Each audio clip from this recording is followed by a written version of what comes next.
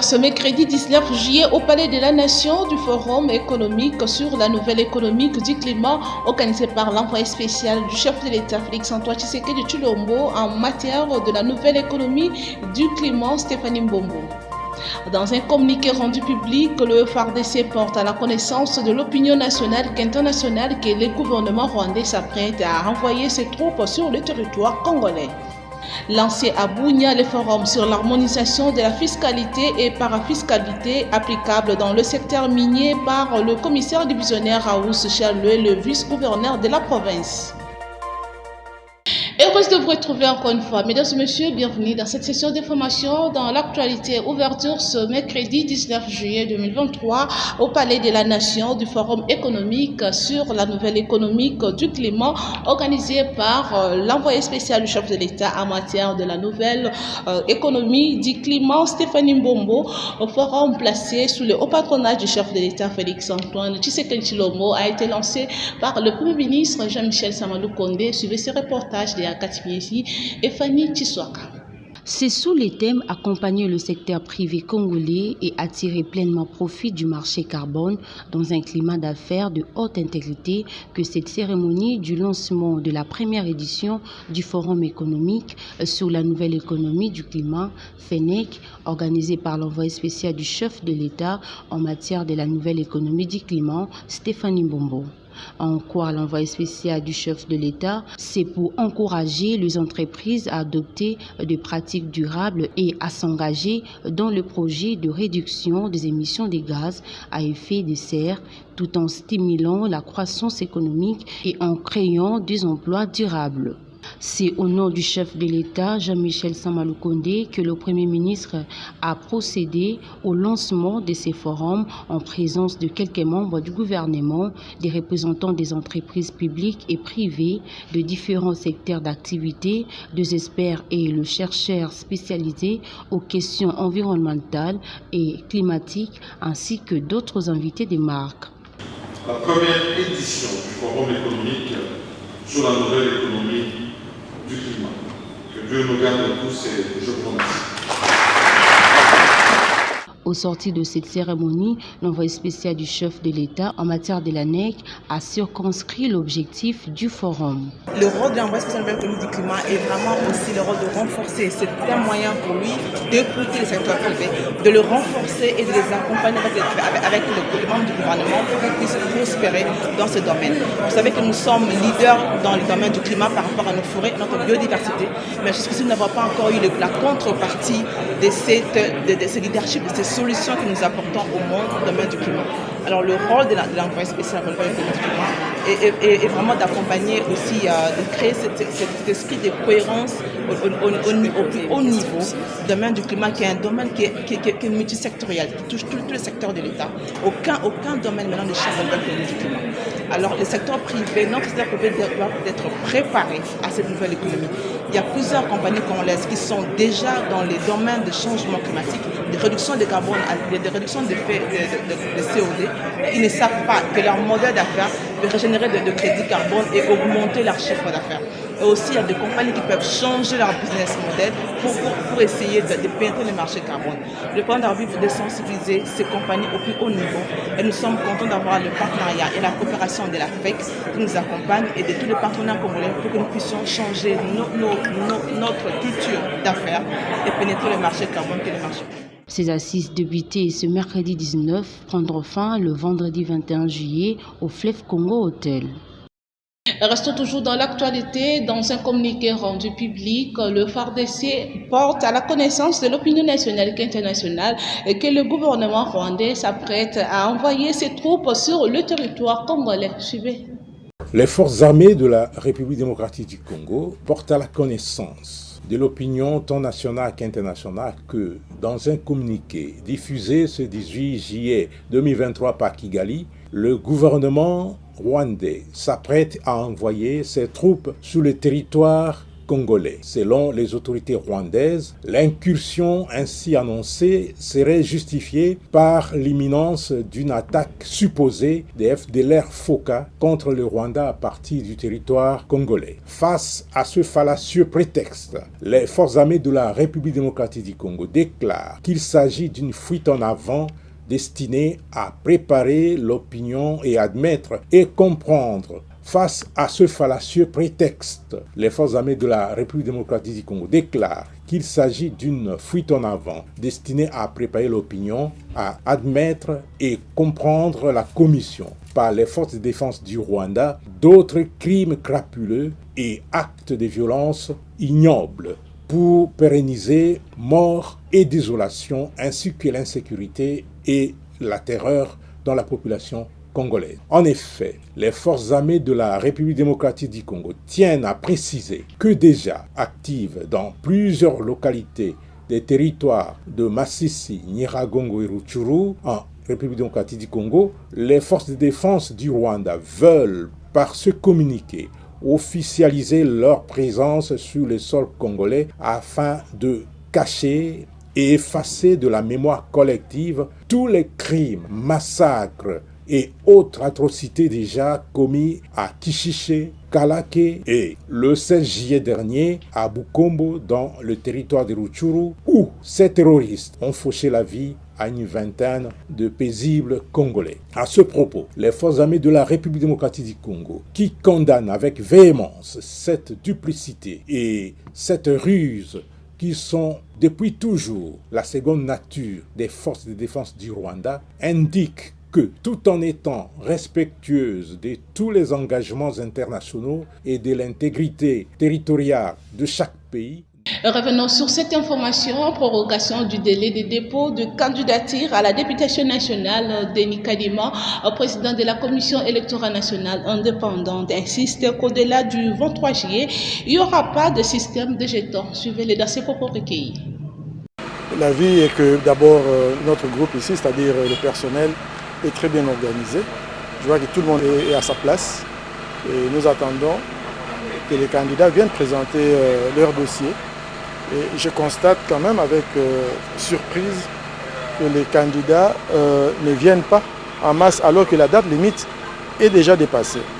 Nous avons prolongé justement pour leur accorder du temps, mais il semble qu'il y en a qui pensent qu'il y aura un système de jetons et ils pourront passer plus tard. Il n'y a pas ça. Et ça, c'est vraiment un effort qu'on a fait. Ça signifie que nous allons devoir travailler beaucoup plus pour récupérer les jours qu'on leur a accordés. Donc, j'en profite pour dire à tous les candidats, aux regroupements politiques, aux indépendants, que le 23 juillet, nous aurons déjà poussé les choses un peu trop loin. Donc, ils doivent nécessairement s'apprêter et déposer leur dossier au plus tard à cette date-là. Et prière de ne pas attendre la dernière minute. Je pense que c'est très important, je ne sais pas le dire plus que je viens de le dire là. Le délai que nous venons d'accorder, c'est pour que tout le monde qui était en retard, pour des raisons d'ordre logistique ou des raisons d'ordre organisationnel, puisse se présenter durant ce délai-là. Ça, c'est vraiment important. On ne va pas mettre en place un système de jetons. Il n'y aura pas une autre prolongation. Dans un autre chapitre, la République démocratique du Congo participe à la 11e édition du Festival panafricain de la musique consacré à la rumba qui se déroule en République du Congo où la ministre de la Culture, Arts et Patrimoine, Catherine Katungu, séjourne depuis le week-end dernier. Suivez ces reportages de Christian Lessikou. La ministre de la Culture, Arts et Patrimoine, Catherine Katungu, à la tête d'une forte délégation, était accueillie avec faste au Beachport de Brazzaville, en République du Congo, le week-end dernier, où elle a pris part à la cérémonie d'ouverture du Festival panafricain de musique FESPAM, qui était lancé par le président Denis Sassou Nguesso au stade de Massamba Deba sous les couleurs du drapeau des 53 pays d'Afrique. Les moments forts des séjours de la ministre de la Culture, Arts et Patrimoine, Catherine Katungu, étaient marqués par l'ouverture du marché africain de musique, ensemble avec son homologue de Brazza, où elles ont réceptionné des différents instruments de musique symbolisant l'histoire de la rumba venant du Tchad et Sénégal pour compléter le musée dédié à la musique africaine. je suis encore dans la liesse, je suis encore dans l'effervescence. L'ouverture nous a tellement emportés parce que le FESPAM a encore redémarré. Après 8 ans de sommeil, je dirais, le Congo-Brazza vient de réveiller le FESPAM et c'est l'occasion pour l'Afrique de reconsidérer encore sa force et beaucoup plus l'image de notre union. Parce que l'union fait toujours la force et la musique a été ce lien-là qui est au milieu et qui nous resserre toujours davantage. Alors pour la rumba qui a été mise en valeur avec la 11e édition du FESPAM, nous allons profiter de cette occasion pour replacer les aspects scientifiques. Il faut noter que, par la même occasion, la chanson Africa des Grands Calais a été interprétée avec bio au Palais des Congrès de Brazzaville par le patriarche de la musique congolaise, Jeannot Bombenga. La musique Africa, Africa. Je l'ai annoncé dans les titres, à Ituri, le commissaire divisionnaire Raous Chaloué a lancé dans la ville de Bunia le forum sur l'harmonisation de la fiscalité et parafiscalité applicable dans le secteur minier. Cette cérémonie a connu la présence des membres du comité de sécurité de la province. Suivez les détails. Ils y prennent part activement les acteurs œuvrant dans les secteurs miniers, la notabilité locale, leur majesté chef coutumier, les chefs des services étatiques et membres du cabinet du gouvernorat de l'Ituri.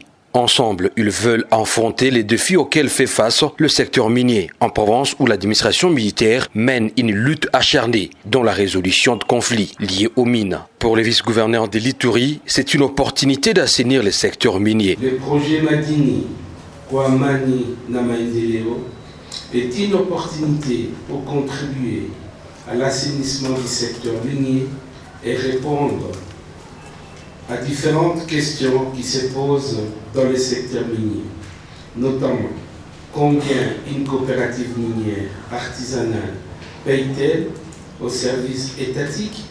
Le commissaire divisionnaire Raous Chaloué a, au nom du gouverneur Louboy Nkashamadjoni, invité les parties prenantes à centrer leurs différentes interventions sur l'intérêt commun, en évitant les évasions fiscales. En Ituri aujourd'hui, bien que la province regorge de ressources importantes, notamment de l'or, force est de constater une grande faiblesse dans la maîtrise des statistiques de production des exploitants miniers artisanaux, semi-industriels et industriels avec une évasion fiscale minier incontrôlé. Au nom du consortium Madini Kwamani na Maendeleo, M. Xavier Maki, directeur exécutif Justice Plus, a noté que ces assises sont organisées pour ponctuer la fin de la première phase de sa mise en œuvre. Comme vous le savez, en Ituri, l'exploitation de l'or constitue l'une des principales activités dans les territoires de Ndjougou et de Mambasa. Et cette exploitation, en principe, devrait contribuer au développement de la province de l'Ituri. Mais il s'est fait qu'au regard du contexte et de l'analyse de la situation qui est la nôtre, que la province de l'Ituri ne bénéficie pas de ses ressources comme il fallait. Disons que cet atelier, qui pendant 2 jours est organisé par Alerte Internationale dans le cadre du consortium Madini Kwamani na Maendeleo, en partenariat avec le gouvernement provincial de l'Ituri. Dans l'objectif de sécuriser la population et ses biens, le commandant district de la Gombe, le colonel Igo Mondele Ngolo, a échangé avec le responsable des commissariats de sa juridiction. Suivez ce reportage de Delphine Tundula et Glody Matoubanza. Le commandant du district urbain de la Gombe, le colonel Igo Mondele Ngolo, a réuni ce mardi 18 juillet 2023 dans son bureau de travail au camp Lufungula tous les commandants commissariats de son district pour un entretien de travail après la dernière mise en place de la police nationale congolaise. Au cours de cette réunion, le colonel Igo Mondele Ngolo a présenté à ses commandants des commissariats son nouveau adjoint et les a interpellés sur les principes dictés par le nouveau commandant de la ville-province de Kinshasa. Bendi mato ya commandant moko na moko tolobi na bango tolingi tomona présence ya policier tant abimi na ndako na ye akei musala alobi baki ayende pour ko protéger bato na bien na bango afin d'attaquer aya kangi wa boko azotala tala kifika azotala nini aye ko protéger bato na bien na bango donc baluka à la présence na terrain ba mona policier partout na terrain voilà mesure les besoins to vinde yango. Le colonel Igo Mondele Ngolo a insisté sur la présence de tous les policiers afin de travailler pour la sécurité de la population et l'air bien. C'est le commandant commissariat urbain de la Gombe, mon colonel. Ainsi prend fin la réunion de ce jour. Plus rien, vous avez mon colonel. Repos et bonne continuation. Ah, vous avez mon colonel. Et parlons société dans ce journal, la situation devient de plus en plus difficile pour le panier de la ménagère à cause de la dépréciation de la monnaie nationale. Le stagiaire de l'UFASIC était sur terrain au marché Zekida pour le constat. La dépréciation du franc congolais a certainement un impact direct sur le prix des produits de première nécessité. Ici, nous sommes au marché Zegida de la commune de Barumbu où un sac de riz qui coûtait 35 000 francs congolais se vend à 65 000 ou 70 000 francs congolais. Un calvaire pour le vendeur et les acheteurs.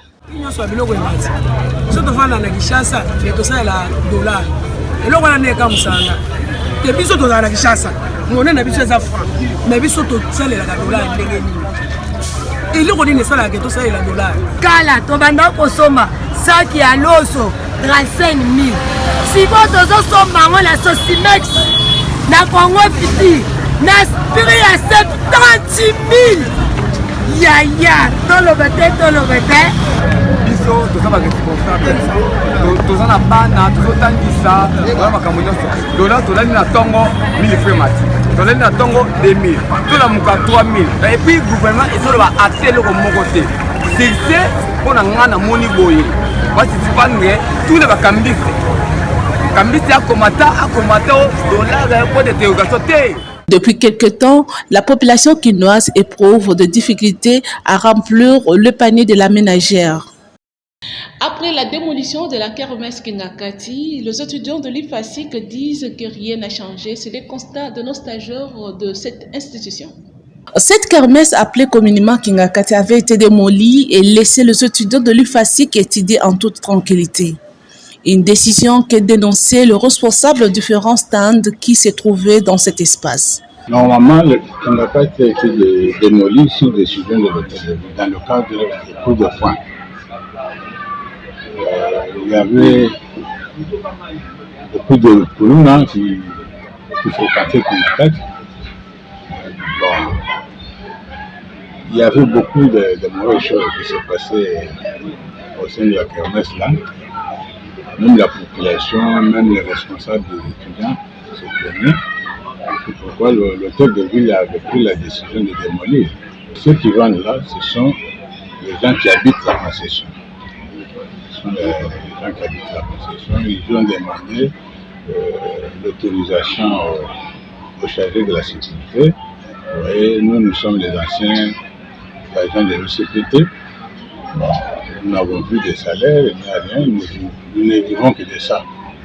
Pourquoi on a demandé aux gens qui sont chargés de la sécurité, et bon, comme nous n'avons pas d'autres possibilités, s'ils peuvent nous permettre de nous débrouiller, ainsi que vous voyez, on a arrêté un peu. Ceux qui vendent là, c'est ceux qui habitent la concession. Selon les étudiants de l'UFASIC, rien n'a changé parce que sur cette avenue, il y a deux boîtes de nuit qui fonctionnent même la journée. Et de l'autre côté, les propriétaires de maisons détruites lors de l'opération Coup de poing construisent à nouveau constat fait sur l'avenue de la Libération ex-24 novembre dans la commune de Selembao par nos stagiaires de l'IRKIM. Après le passage des engins de l'opération Coup de poing, le propriétaire de toutes ces maisons construisent de nouveau sur avenue de Libération dans la commune de Selembao. Interrogés, ces derniers disent qu'ils se sont déjà habitués à ce genre de décision.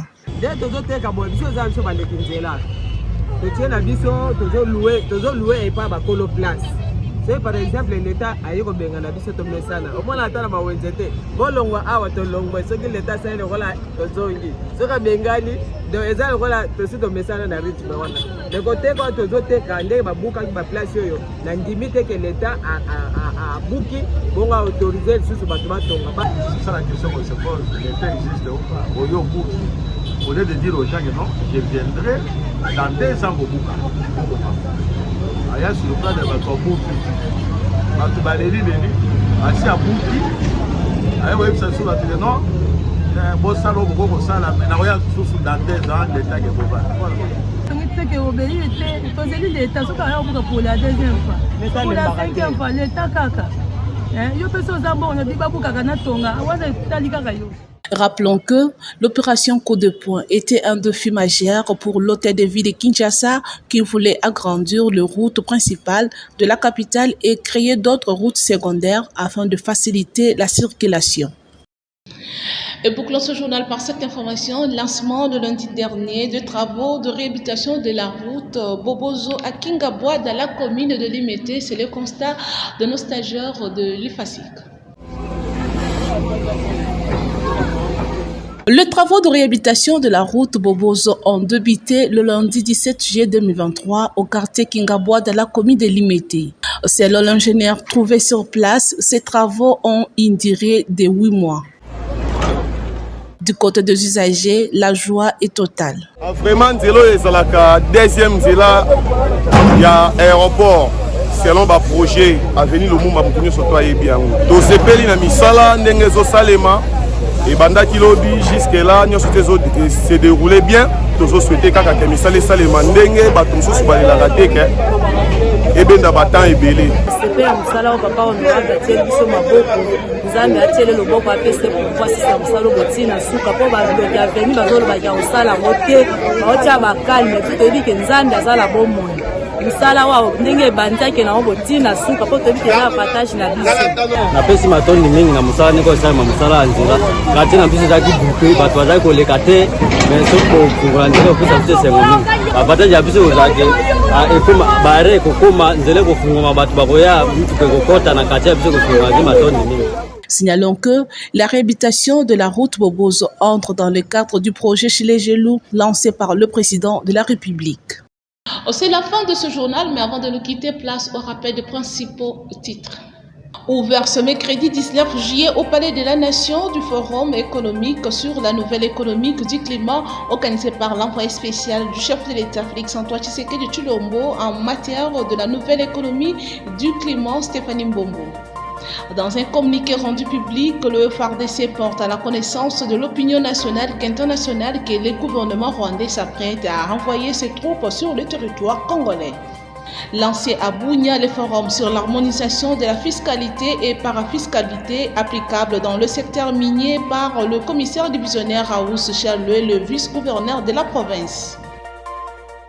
Et voilà, c'était là le rappel des titres. Merci pour votre attention. Un grand merci à toute l'équipe de la rédaction. Je vous dis au revoir et retrouvez Sarah Kindela demain avec le même plaisir.